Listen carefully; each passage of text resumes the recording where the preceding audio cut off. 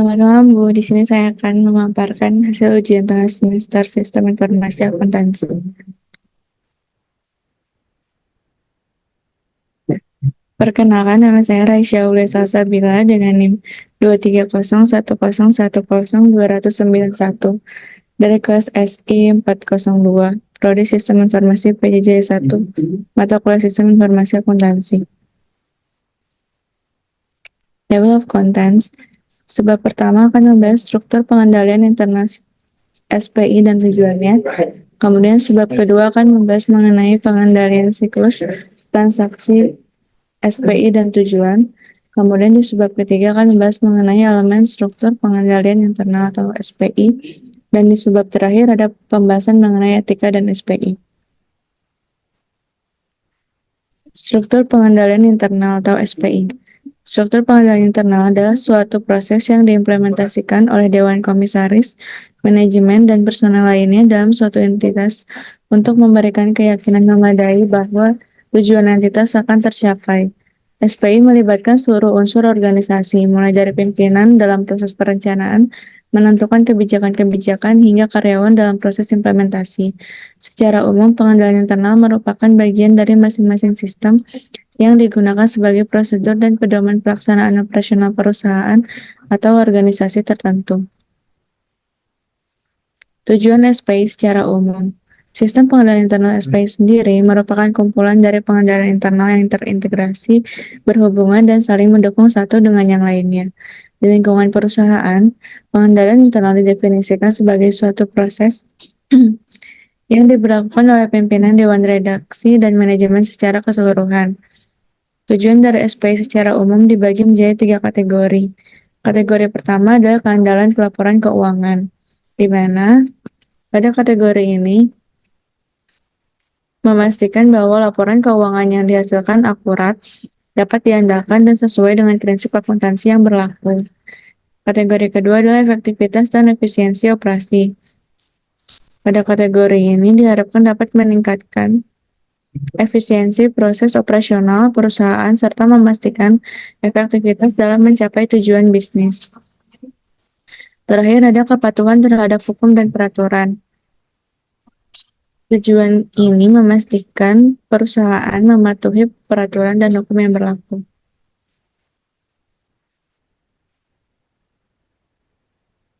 Sebab selanjutnya akan membahas mengenai tujuan struktur pengendalian internal atau SPI. Tujuan pertama adalah menjaga kekayaan perusahaan. Otorisasi di sini adalah penggunaan kekayaan perusahaan hanya melalui sistem otorisasi yang telah ditetapkan. Ini memastikan bahwa hanya pihak yang berwenang yang dapat mengakses dan menggunakan aset perusahaan. Aspek kedua adalah pertanggungjawaban, di mana catatan kekayaan perusahaan yang dicatat harus sesuai dengan kekayaan yang sesungguhnya ada. Ini melibatkan pemantauan dan pencatatan yang akurat terkait aset perusahaan. Tujuan kedua adalah mengecek ketelitian dan keandalan data akuntansi. Pengendalian ini memastikan bahwa data akuntansi yang digunakan dalam proses transaksi bisnis memiliki ketelitian dan keandalan yang tinggi. Ini melibatkan verifikasi data, rekonsiliasi, dan pemantauan secara berkala.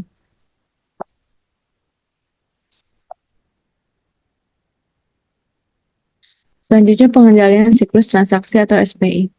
Pengendalian siklus transaksi mengacu pada proses dan prosedur yang ditetapkan untuk memastikan bahwa transaksi bisnis diproses dengan benar dan sesuai dengan standar yang telah ditetapkan. Lebih berfokus pada transaksi harian seperti pembelian, penjualan, pembayaran, dan penerimaan.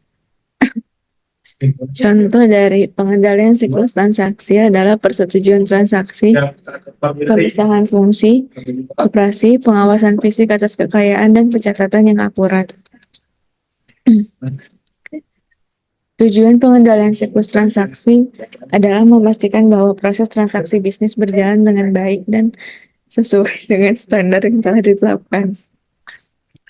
Suaranya. Berikut adalah rincian tujuan-tujuan tersebut.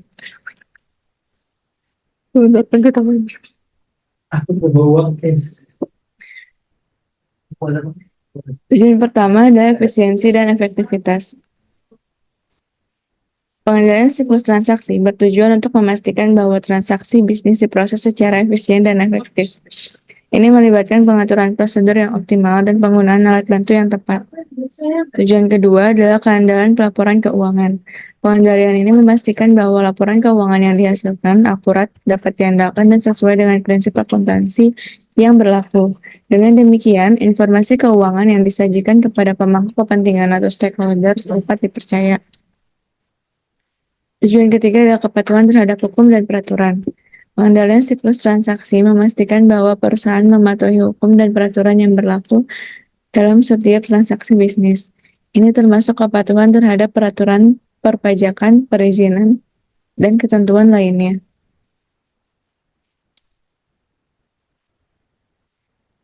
Sebab ketiga ada elemen struktur pengendalian internal atau SPI. Berikut adalah elemen-elemen SPI menurut COSOC atau Committee of Sponsoring Organization of Tradeway Commission. Poin pertama ada lingkungan pengendalian, poin kedua ada penilaian risiko, poin ketiga ada kegiatan pengendalian, dan poin terakhir ada informasi serta pemantauan pengendalian. Lingkungan pengendalian. Lingkungan pengendalian mencakup budaya, nilai-nilai, dan etika organisasi yang mempengaruhi bagaimana pengendalian internal diimplementasikan. Beberapa contoh, yang pertama, ada komitmen organisasi terhadap nilai integritas, di mana manajemen puncak harus menyatakan dengan jelas nilai-nilai integritas dan menetapkan standar etika yang tidak dapat ditoleransi. Poin kedua adalah kemandirian Dewan. Dewan Komisaris harus menjalankan pengawasan secara independen dan berperan dalam pengembangan pengendalian internal. Kedua ada penilaian risiko. Penilaian risiko melibatkan mengidentifikasi dan menganalisis faktor-faktor yang menciptakan risiko bisnis. Contohnya yang pertama, ada identifikasi risiko, di mana perusahaan mengidentifikasi risiko-risiko yang mungkin mempengaruhi pencapaian tujuan, misalnya risiko operasional, risiko keuangan, atau risiko reputasi. Kedua, ada analisis risiko. Perusahaan menganalisis dampak dan kemungkinan terjadinya risiko tersebut. Ketiga, ada kegiatan pengendalian. Kegiatan pengendalian melibatkan merancang dan mengimplementasikan kebijakan dan prosedur untuk mengurangi risiko. Contohnya, yang pertama ada segregasi tugas, di mana terdapat pemisahan fungsi operasional untuk mengurangi potensi kecurangan. Misalnya, orang yang mengotorisasi pembayaran tidak boleh bertanggung jawab atas pencatatan transaksi. Yang kedua ada pengawasan fisik, di mana terdapat proses mengamankan aset perusahaan seperti mengunci gudang untuk mengontrol akses ke ruang server. Selanjutnya ada informasi dan pemantauan pengendalian. Informasi dan komunikasi mengenai pengendalian internal harus disebarkan kepada seluruh karyawan perusahaan. Contohnya yang pertama ada laporan keuangan, di mana informasi keuangan yang akurat dan relevan harus disampaikan secara tepat waktu. Yang kedua ada pemantauan, di mana pengendalian internal harus dipantau secara berkala. Jika ada kekurangan signifikan, harus segera dilaporkan kepada manajemen puncak dan Dewan Komisaris. Pada subbab terakhir akan dibahas mengenai etika dan SPI. Standar etika secara profesional diatur dalam Kode Etik Akuntan Indonesia. Kode Etik Akuntan Indonesia atau bisa disebut KAI merupakan pedoman yang mengatur perilaku dan tanggung jawab para akuntan di Indonesia. Kode etik ini diterbitkan oleh Ikatan Akuntan Indonesia atau IAI dan mengadopsi prinsip-prinsip dari Handbook of International Code of Ethics for Professional Accountant yang diterbitkan oleh International Ethics Standard Board for Accountant IASBA dari International Federation of Accountant FAC. Berikut adalah etika profesi. Di antaranya yang pertama adalah tanggung jawab profesi. Mengenai tanggung jawab profesi ini, seorang akuntan dituntut untuk memiliki tanggung jawab untuk menjaga profesionalitas dalam menjalankan tugasnya. Contohnya, perihal pengungkapan informasi, seorang akuntan harus memberikan informasi yang jujur dan lengkap kepada klien atau pihak yang berkepentingan. Kedua, ada kepatuhan terhadap standar.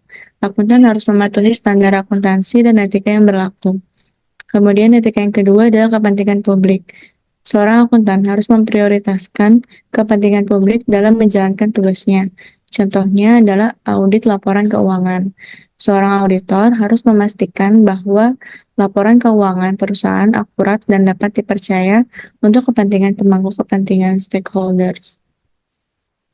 Ketiga, ada etika integritas, di mana seorang akuntan harus berperilaku jujur dan menghindari konflik berkepentingan, contohnya menolak gratifikasi. Seorang akuntan tidak boleh menerima hadiah atau imbalan yang dapat mempengaruhi independensinya. Yang keempat, ada etika objektivitas. Seorang akuntan dituntut untuk bersikap objektif dan tidak memihak. Contohnya penilaian independen. Seorang akuntan harus menghindari situasi yang dapat mempengaruhi objektivitasnya, seperti memiliki hubungan pribadi dengan klien. Etika kelima ada kompetensi dan kehati-hatian profesional.